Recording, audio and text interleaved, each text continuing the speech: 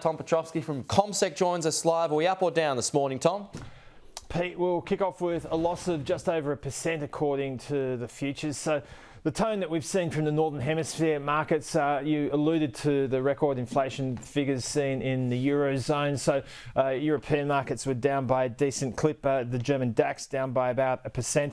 A similar theme in the US, in as much as not only is there that conversation about the US Federal Reserve raising rates more aggressively, but at a time when the economic pulse seems to be moderating. So there was a little bit of a scare with the employment figures that we saw last night. This is a private measure of jobs growth with the ADP numbers that precede the official government figures, but they were well below the market's expectations of 132,000. That was compared to 258, which was the market consensus.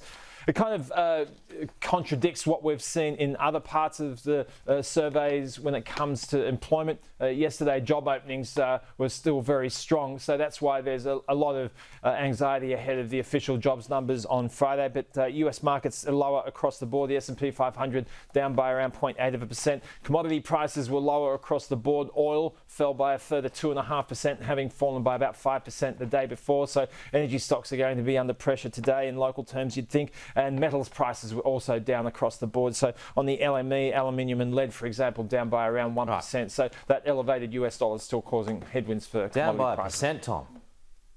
Yes. Ouch. So by a decent knock. But look, our own market's been reasonably resilient in recent days. It'll just be a question of whether or not that holds up today. Yeah, hopefully it bounces back after that. Thanks, Tom.